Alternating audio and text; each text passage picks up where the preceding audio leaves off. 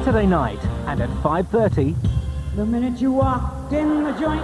Patrick Moore would like a word in your ear. Right. And at 6... Good lucky! Jeff Bridges in Tron, a story of computer pyrotechnics. There's too many of them. Women of distinction. All creatures great and small in Pets Win Prizes at 7:30. So let me get right to the point. You better get special operations down fast. Down Under at 8:10 in Police Rescue. Hey, big spender! Up and Under at 9. At 9:50, Shirley Bassey talks I think I'm a stripper at heart. and sings at 10:40. A little time with me. Spend some time with BBC One this Saturday.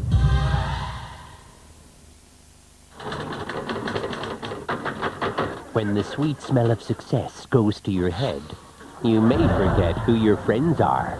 You've written a show all for yourself. I'm not in it at all. Always listen to their good advice. Yes, well, you're going to have to go back to doing what you do best. Writing comedy with both of us in that just isn't that funny. Or life can be misery. French and Saunders are fighting back. In half an hour. So now on BBC One, the 9 o'clock news with Peter Sissons. The Conservative peer Lord Archer is cleared of insider share dealing. He says he's grateful to be exonerated of the allegations which surfaced just before the cabinet reshuffle. Water prices in England and Wales are pinned back. Consumer groups claim a victory. A government minister shocked by Rwanda's agony. Britain will send troops to help. And the veteran jockey Lester Piggott escaped serious injury despite this.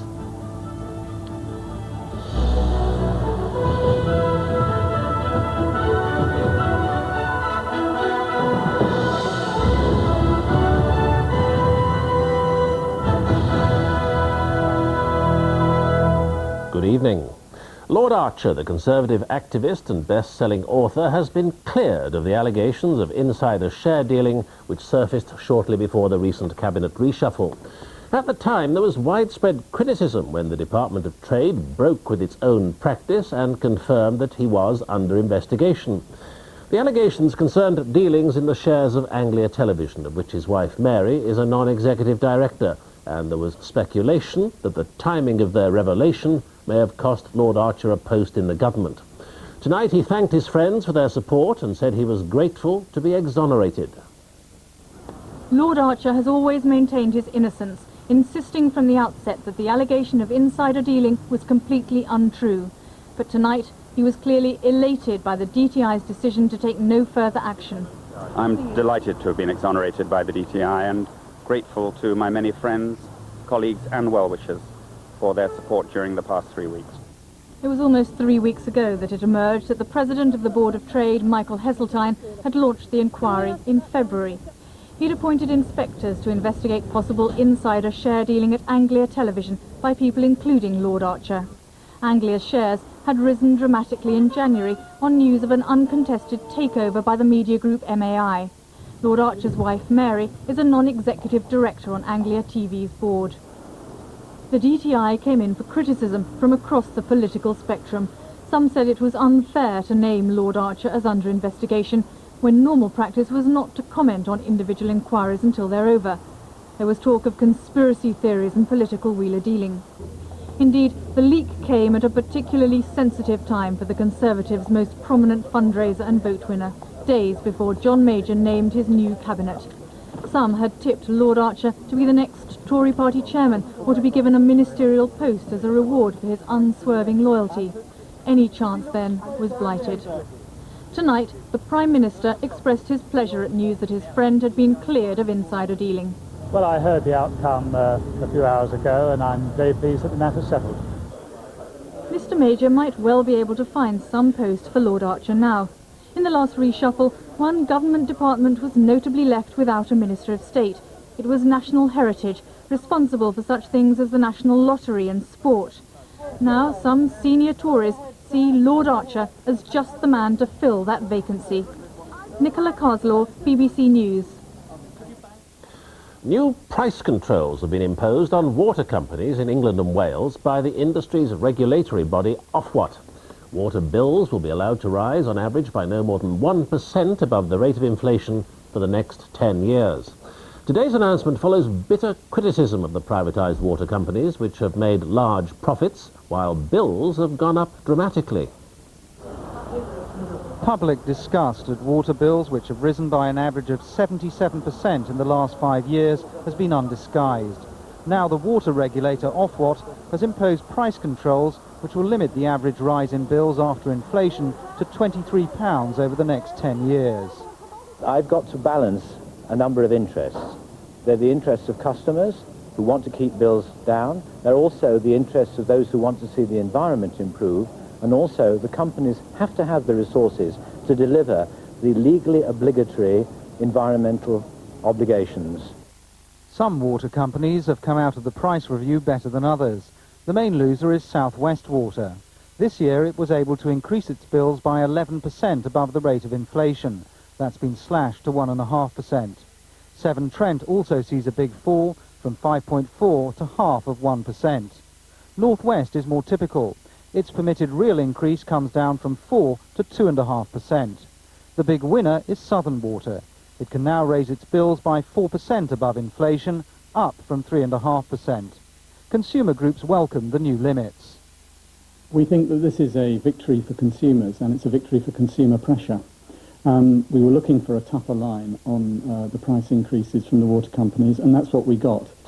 European directives have obliged the water companies to spend billions of pounds replacing old sewers and cleaning up beaches. Here at Ramsgate in Kent, Southern Water is building a new storm sewer. It's construction work like this which has caused the sharp rise in domestic water bills since privatisation 5 years ago. But that's just the half of it. It'll be at least another 5 years before the water companies complete their clean-up. Critics claim that domestic customers have been paying more than their fair share of the costs, as well as funding generous salaries for water company executives.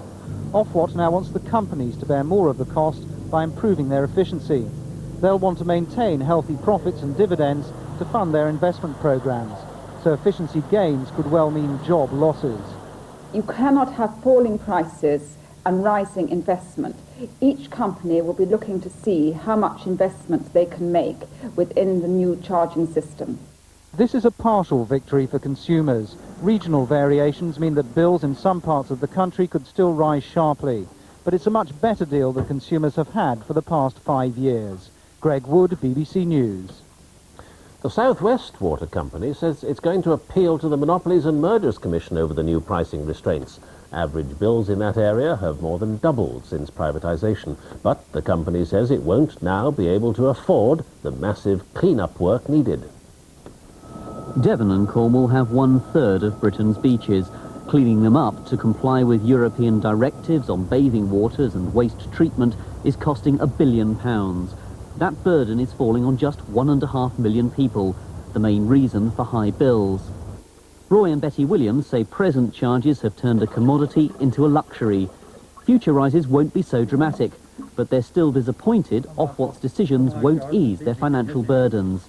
I think Ofwat are making a fool of the people, because that is no solution whatsoever. Indeed, in my opinion, it's because Ofwat is a government body or appointed by the government.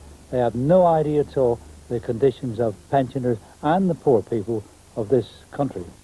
South West Water is proud of its Operation Clean Sweep programme of new sewage works, but already 4 schemes, including a £100 million project for Torbay, have had to be postponed by up to a decade to control bills.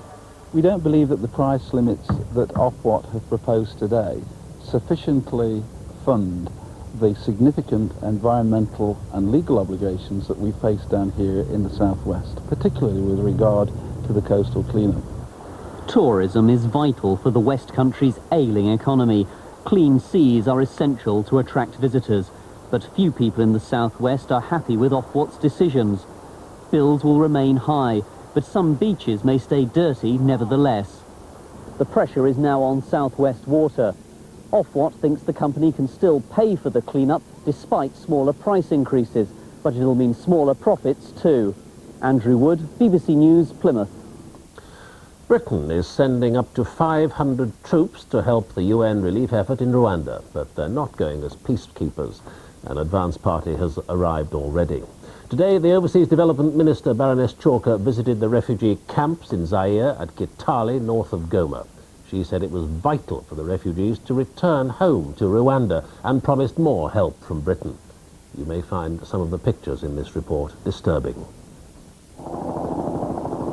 By helicopter, Baroness Chalker flew over what has now become the biggest refugee camp in the world. But it's not until you drive through Kitale that you see and smell the full horror. When she first arrived, Lady Chalker's Land Rover was forced to follow a lorry load of corpses, and as she looked out of her window, she saw countless more bodies lining the road. The stench of death is overwhelming here. Cholera has swept through this camp like the others in Zaire, and it's killing hundreds of refugees every day at Kitale. The Baroness was clearly and understandably upset by her visit here. She had to be helped away by her colleagues. Nothing quite prepares one for being here on the ground in amongst those who are dying. And how do you think this compares to previous recent humanitarian disasters? Well, it's much bigger, it's much more sudden, and it's much more ferocious than anything any of us have ever experienced. And what the agencies have all said to me is, we're doing our best, but we're learning how to cope with bigger numbers than we've ever coped with. She said that Britain has increased its aid effort for Rwanda and is now spending some £50 million on the crisis. Even so, relief workers here are angry. One has to ask the question, if this kind of effort, this kind of scale of effort by the international community had been put in place 2-3 months ago, when it was clear that a genocide was happening, would this situation in Goma have happened? I believe it would not. Almost 500,000 people live in this camp, and although aid is now starting to arrive here, these refugees are still only getting a fraction of the food and clean water they need every day. Lady Chalker said the only solution is for these refugees to return to Rwanda, which is why hundreds of British troops are expected to be stationed inside the country next week. Tonight, aid agencies are welcoming this British intervention. I think that's wonderful news. From day one, virtually, we've been saying that this crisis is so catastrophic that only a military-style intervention is possible to turn it around. The Americans have already committed forces. Great that the Brits are now coming in as well. But at the same time, relief workers say that Britain should be sending troops into these camps in Zaire as well as into Rwanda, because for the moment, it's here that the refugees are suffering and dying. Ben Brown, BBC News, at the Kitale refugee camp in Zaire. The commander of the UN forces in Bosnia, General Sir Michael Rose, has protested to the Bosnian Serbs about yesterday's attack on a UN convoy in which a British soldier was killed. He said the Serb explanation that they'd made a mistake was wholly worthless. The British soldier who died has been named as Corporal Philip Bottomley from Cleveland, who was married and had a 5-year-old daughter. Corporal Bottomley should not be going home in a coffin. The UN banned its vehicles from using the track over Mount Igman because of the threat from the Serbs. But the UN admitted today that the message never reached the British convoy. Survivors like 21-year-old Private Stephen Gray, still feeling sore today from bullet wounds, said they were not helped much by the NATO aircraft that were called in. The planes couldn't find any targets, and after they flew off, the Serbs opened fire on the convoy again, and the barrage continued for several hours. General Rose suppressed his anger as he took his wife to fulfill long-standing promises to deliver incubators to hospitals in the Bosnian Serb headquarters in Pale and the besieged Muslim town of Gorazde. But he clearly thought the Serb claim that the lorries were part of a Muslim convoy was a lie. When we tried to recover the wrecked vehicles with the French later on that afternoon, they opened fire again, so their assertion was absolutely grounded. And I protested in the strongest possible terms to the Serb side for their disgraceful actions. As General and Lady Rose toured Pale's pristine-looking hospital, the so-called Bosnian Serb Assembly decided they were prepared to negotiate further on the Geneva peace plan. But in reality, it looks like another rejection. The Serbs, who covered the eastern enclaves like Gorazde, may try to offer the Muslims a clear land route out of Sarajevo in exchange. But despite enduring a fierce Serb bombardment in the spring, this Gorazde woman said that was unacceptable. Nama treba sloboda. We don't need peace, we need freedom. We want an open Gorazda, open Sarajevo, open Bosnia, she said. But the people of Sarajevo were worried that after 6 months of relative peace, they're about to be strangled once again. Abundant supplies have made fresh food prices as cheap as those in a British high street. But if the road over Mount Igman remains permanently closed, prices will rocket to the exorbitant levels of the siege. And if the UN pulls out, open warfare might return, which is why many peacekeepers don't want to leave, despite the sometimes painful cost. Malcolm Brabant, BBC News, Sarajevo. Here, the government's chief medical officer, Dr. Kenneth Kalman, has launched a mass vaccination campaign to prevent a measles epidemic among children of school age. Experts have suggested that without such a campaign, the country could see the largest epidemic of the illness for a decade. Every child from 5 to 16 at every school in Britain will be offered the vaccine during November, which will give protection against measles and rubella. There's not been a death here from measles since 1989, and government health advisors say if parents bring their children forward, that clean record should continue. We predict, looking at the figures, that perhaps up to 200,000 children over the next year or so might actually develop measles. It's generally a very mild illness, but it can cause some side effects and some problems for children.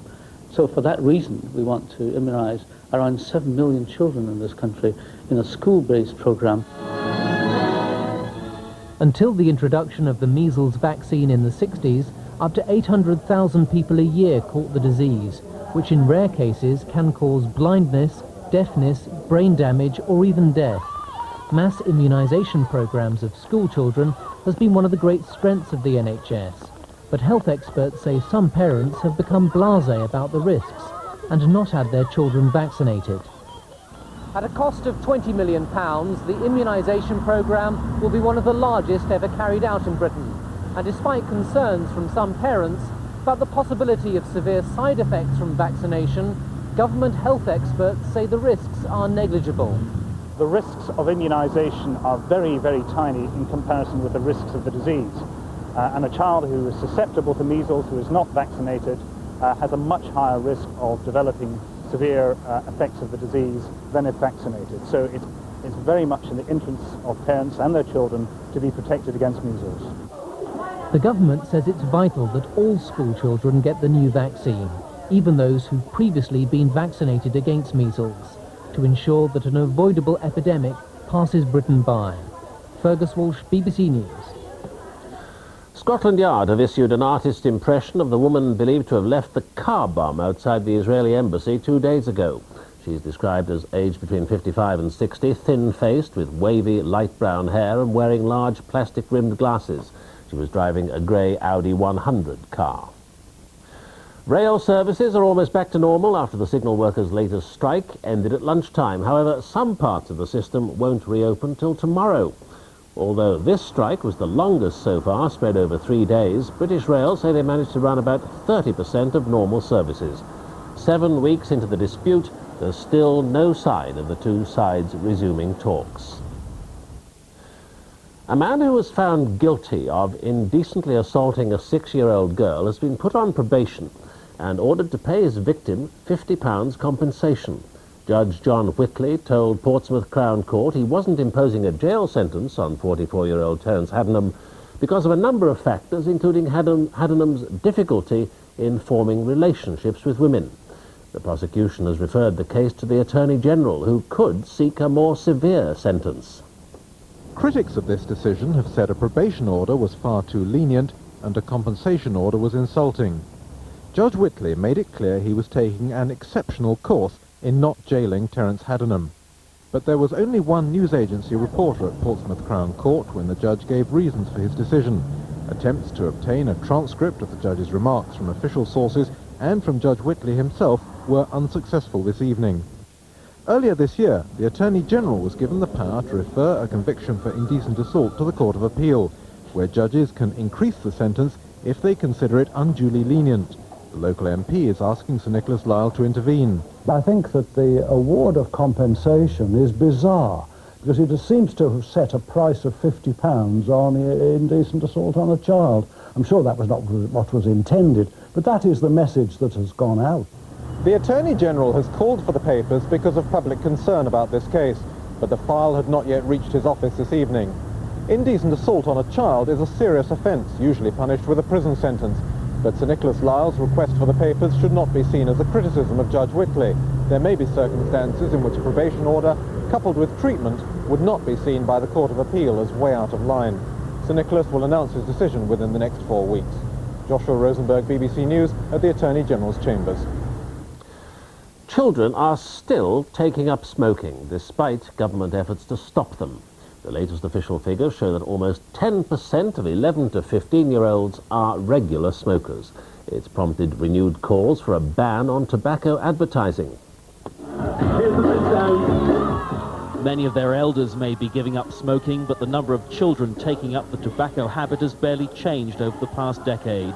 By the time they're 15, almost 1 in 4 are regular smokers. For many of these teenagers enjoying a radio show today in Scarborough, the government's campaign has had little impact. I've heard nothing about it at all. You're a smoker? Yeah. Were you aware of government campaigns targeted at young people to stop smoking? The government set itself a target of cutting smoking among children by 1/3 before the end of this year. Anti-smoking campaigners say health warnings are being undermined by advertising, with children buying the most heavily promoted brands. Every medical and scientific body in this country has recommended to the government that it ban tobacco advertising, but it must also beef up its education and promotional campaigns if it is going to capture the hearts and lungs of British children. In future, tobacco advertising on shop fronts will not be allowed, but ministers still maintain there's no need for a complete ban. There is no evidence that a total ban would be as effective as the voluntary restriction regime that we have, which has brought about, alongside the second highest price for tobacco in Europe, the second highest drop in consumption of cigarettes. The government is now planning to spend £12 million on a new campaign directed against the parents of young smokers. Peter Gould, BBC News. A Church of England vicar who says he doesn't believe in God has been sacked. But the decision to dismiss Anthony Freeman has angered many prominent theologians. They say it's a threat to freedom of expression. Anthony Freeman says he's not an atheist, but a Christian humanist. He doesn't believe in God in the traditional sense of a supernatural being, all-powerful and all-knowing. He believes God is a word summing up his own ideals and values. He wasn't commenting today, but it was his book, published a year ago, that got him into trouble with his bishop. I sent, as a matter of courtesy, a copy of my book to the bishop, and I hope that he'll be able to support me in it. But I can't say I'm totally surprised. The Bishop of Chichester decided Mr. Freeman's views were incompatible with his work training junior clergy. He gave the vicar 12 months back in his parish, vainly hoping he'd moderate his position. But a year on, the bishop says he has no choice but to sack him. Broad-mindedness doesn't mean that anything goes. And belief in God is an absolutely fundamental thing in the Christian religion. Mr. Freeman takes his last service at St. Mark's, Staplefield in West Sussex next Sunday. Both the parish and the village are sharply divided over the dismissal of their vicar, who was also a local school governor. Many people are very sorry that for whatever reason such a very able and likeable man will be leaving the parish. To stand up in church and say, I believe in God the Father, well, when he doesn't, it's just absolute sort of play acting, isn't it, really? Today, a group of theologians and priests protested that the sacking, the first of its kind this century, amounts to theological censorship. The danger of censorship is that you stop people or inhibit people from expressing their views freely. And also you make it the case that you can't really trust clergy to be saying what they really think. 100 years ago, church scholars could be taken to court for failing to believe in God. Liberal thinkers in the church warn that the sacking of a clergyman in 1994 is a dangerous move. It could alienate the many people who can no longer believe in the old supernatural idea of God, but could still support the church. Andrew Burrows, BBC News. The veteran jockey Lester Piggott escaped serious injury today after a fall at Goodwood. 58-year-old Piggott, who's been champion jockey 11 times, has been detained in hospital suffering from mild concussion. Lester Piggott, in the brown colours towards the centre of the picture, was challenging for the lead when the saddle slipped from his 2-year-old horse, Coffee and Cream. As he fell, he narrowly missed the hooves of following horses, thus avoiding serious injury. Piggott was given oxygen by racecourse medical staff, but quickly recovered.